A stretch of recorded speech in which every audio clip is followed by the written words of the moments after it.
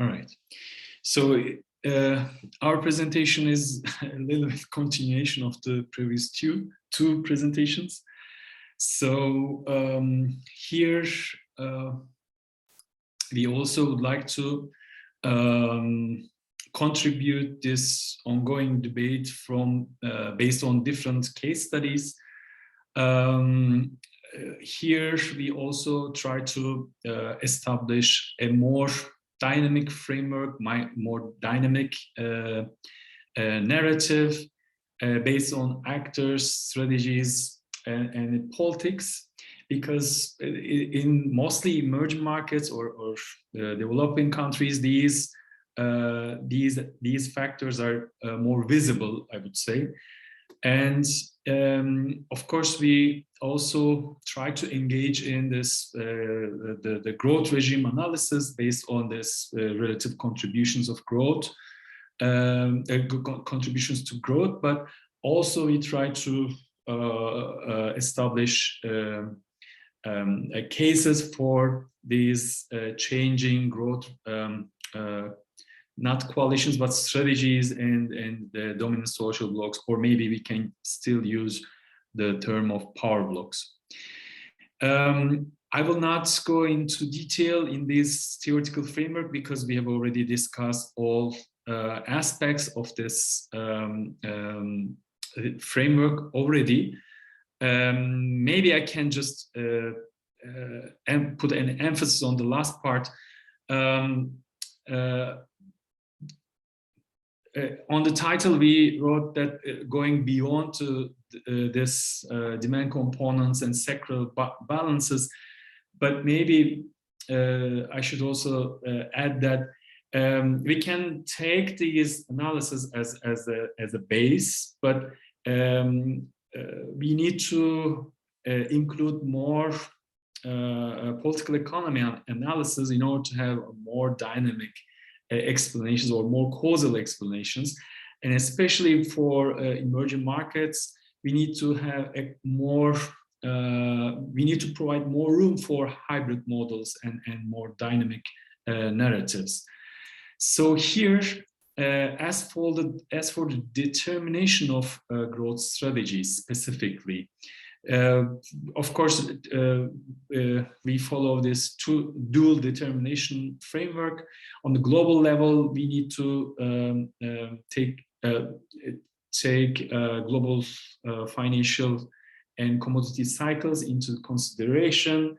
Also, global financial hierarchy, monetary hierarchy is another important point because it defines basically room for maneuver for these countries, and also crisis and their repercussions for these countries are important. And also finally, on the global level, the interplay among growth regimes is important determinant.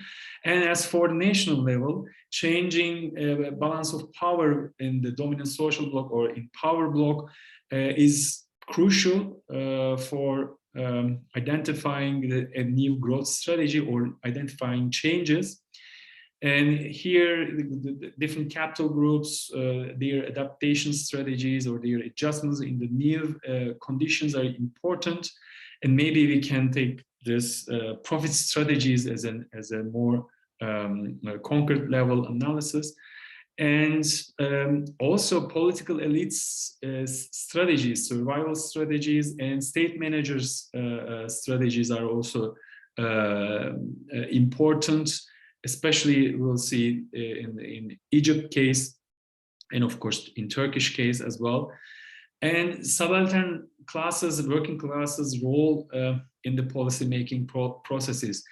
This is also important because but in a negative way, mostly in these countries, unfortunately, subaltern classes have a little say in policy-making processes, but they are, of course, important for electoral terms.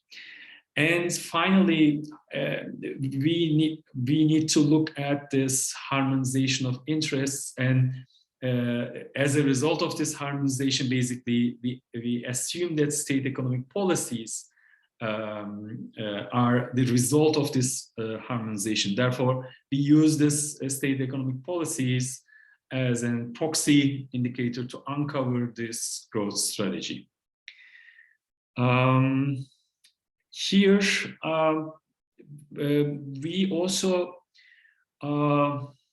think that it might be good to look at the different types of state intervention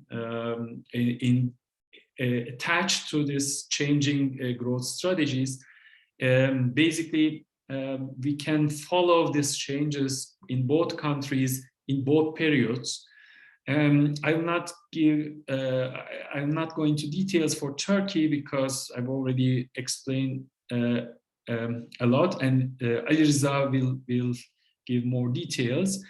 And for Egypt, also, I would say there is a similar story here. There was an expanded foreign borrowing and increased partnership with multinational corporations in the second period, and the maybe unique part or the important part for Egypt case is reliance of this huge infrastructural investment projects and more extractivism. Ali Rıza will continue with this. So yeah, thank you, Ümit. Maybe we can get back to the previous slide because I mean we couldn't finish writing the paper because we have a couple of loose ends. Mostly we need to finish working on the financial sector balances, sectoral financial balances of Egypt, and of course how to add the pandemic era changes in Egypt to the whole story. So that's why we couldn't finish the paper. But still, I believe that we have an interesting comparison here. So Benjamin and Ümit talked about the Turkish growth regime and the changes. You know the story, but just for the sake of reminding, I mainly use the term power block here to build this narrative between the growth regime and power block as more implanting terms as an unstable equilibrium of compromise among capital groups and capital fractions. So in the mid to late 2010s, we can see this shift. And previously, the core of the power block, I would say, pretty much relied on strategies to boost the demand, and the global financial circumstances helped manage the tensions within the power block in the early 2000s. So the strategy was in the mid to late 2010s became something like supporting labor-intensive sectors, using the state capacity to bail out troubled corporations, mostly small and medium-scale enterprises, and also, of course, the maintenance of those networks, parasitic networks that feed on state resources. Now, in Egypt as well, there has been a change, mostly because of I mean, after the coup and the ousting of Muslim Brotherhood, Sisi administration had to find some ways to kickstart the economy in their own terms. So the attempts, of course, the attempts were partly transformed after the IMF program started in 2015, 2016, and the austerity program started. But still, the distinctive flavor of Sisi administration is, as Ümit mentioned, this reliance on mega infrastructure projects, building new cities, and finding new outlets for military investment, which occupies a significant part of the economy. Of course, the share of military in the economy is not exactly known, but according to Sisi, it's just 2%. But we know that according to military spokespersons, spokespeople, military employs more than 15% of the labor force in Egypt. So if we move on to the next slide, I want to walk us through the table, the relative contributions to GDP growth in Turkey and Egypt. So we have a slightly different categorization here. And this is the average contributions of private consumption, public consumption, investment, and net exports. Now, normally, of course, the relative contributions sum up to 1, but this is not the case in Egypt. It's because of the data problems, both overestimating or underestimating by the World Bank or the officials, and change in inventories might result in some not reaching or exceeding 1 in our case. But this does not change our argument. So we used 2003 as the starting point for Turkey and Egypt, and divided the whole from 2003 to 2019 into 3. So in all of these periods, of course, the private consumption has been the most significant contributor to growth in both countries. But there were remarkable changes in the relative contributions within the sub-periods. So the power block, I would suggest, it comprised internationalized capital fractions and more domestic-oriented small and medium-scale enterprises in Turkey. But the model started to stumble, and tensions within the power block came to the fore in the mid to late 2010s. Ümit and Benjamin talked about that, this shift. So I will not go into very much detail. In Egypt, despite the predominance of domestic demand, changes in other contributions are significant, and growth has been mainly driven by domestic demand throughout the last 2 decades. But we see the increasing share of investment in post-2014 period. And it suggests that the military-backed regime, the new regime, the political regime, partly succeeded in increasing the investment, luring the private capital groups, and reorganizing the economy, sort of reorganizing the economy up until the pandemic, of course, mostly under the IMF surveillance. So military has become the dominant capital fraction once again after the coup and the regime change in mid-2010s, and it attempts to find ways of cooperating with private capital groups, and it presents itself as the provider of stable growth in Egypt. Of course, this narrative was shaken during the pandemic, yet it was the case in the late 2010s. And so we can suggest that demand-oriented growth regimes dominated this period.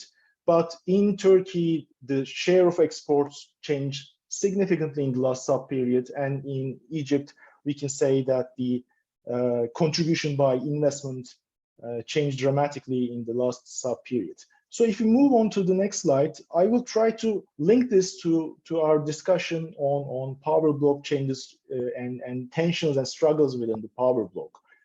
So we argue that to understand the dynamism, we need to integrate factors that account for the reconfiguration of power blocks in each country. I'm mainly referring, as I mentioned, the unstable equilibrium of compromise, the unstable unity, let's say, of the ruling classes and the capital groups and capital fractions. So from a growth model perspective, Turkey's growth may be defined as, of course, as demand-oriented in the early 21st century, with a weak export-led shift to a weak export-led regime in the late 2010s. The changes in the power block can be summarized as the gradual increase, as the significance of labor-intensive sectors and new exporters and would-be exporters gaining ground in the last period, in recent years.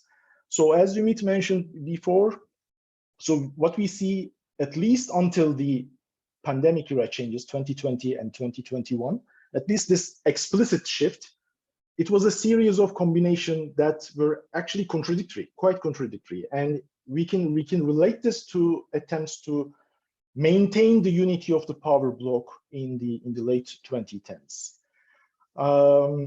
Now, what we observe is that a previously subordinated part of the power bloc gaining ground in the post-2014 period. And if we move on to the next slide, we are trying to do a similar comparison, a similar, let's say, forming a similar narrative for Egypt as well. So military became the dominant fraction of the power bloc once again after the military coup in 2013.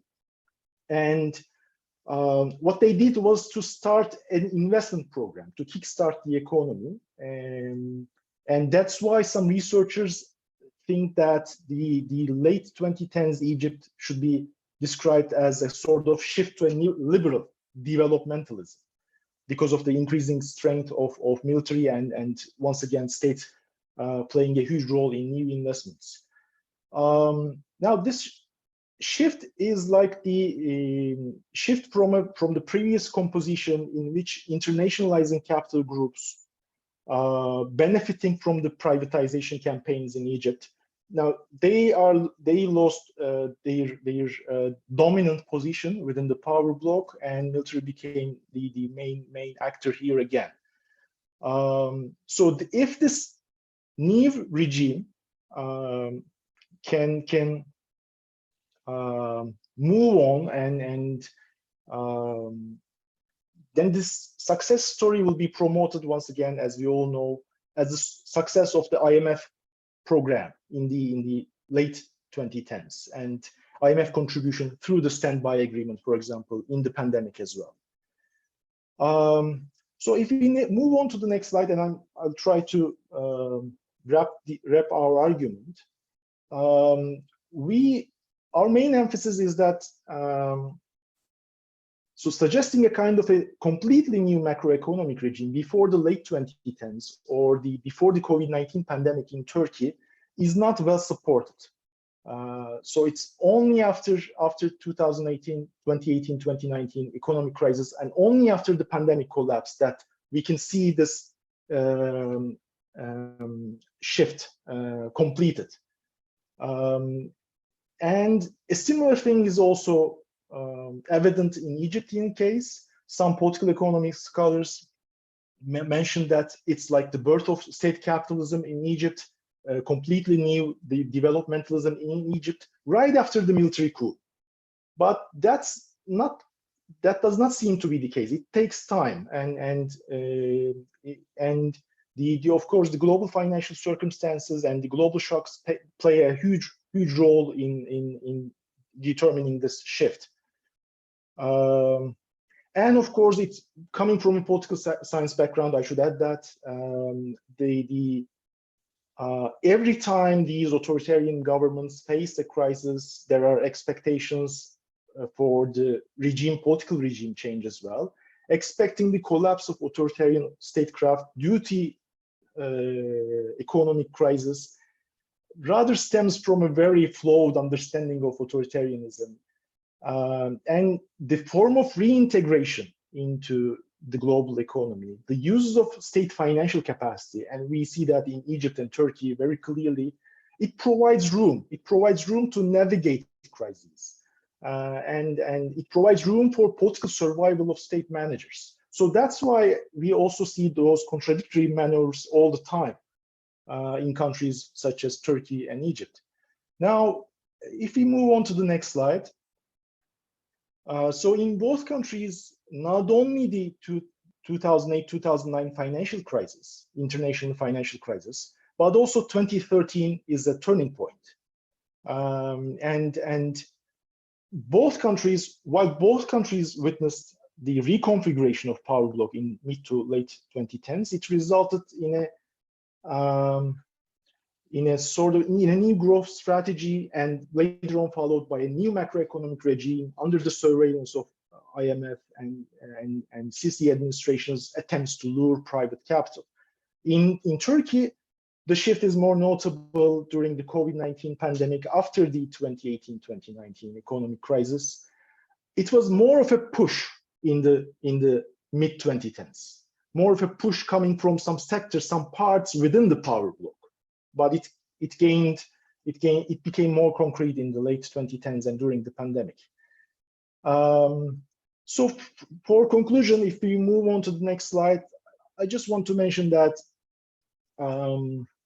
so what we observe is here the demand-oriented growth models based on the contribution of private consumption. They can maintain the authoritarian statecraft and ease tensions within the power blocs, depending on global financial circumstances. So this tension was already there in Turkish case before the international financial crisis or before the changing global financial circumstances in the late 2010s. But it was easy to manage those tensions. Appreciated strong domestic currency in Turkish case, for example, creates huge tensions among the capital fractions, but it was easy to manage that. So what we try to emphasize here is that the temporality and accumulated impact of policy decisions matter a lot to understand these shifts. When and how do they happen? And a couple of temporary, let's say, tentative conclusions. So we need some intermediary tools well suited to portray this dynamism. And so, of course, we do not claim that the growth in the 2010s in both countries share precisely the exact characteristics of the growth in the early 21st century, but it continued for a while. It was sticky. We can use that term, I believe. And so new growth regime is emerging in Turkey during the pandemic, is already visible in Egypt in the late 2010s. So we need to provide, to go back to Ümit's introductory points, we need to provide a kind of a dynamic analysis in tandem with global financial circumstances and struggles. But we need to also take into account the struggles and tensions within the power bloc, because they give us hints, they give us clues about the strategies and the direction that will shape the future events. At least that was the case in Turkey and Egypt, and it's pretty evident. So yeah, that's all I'm going to say. Thank you.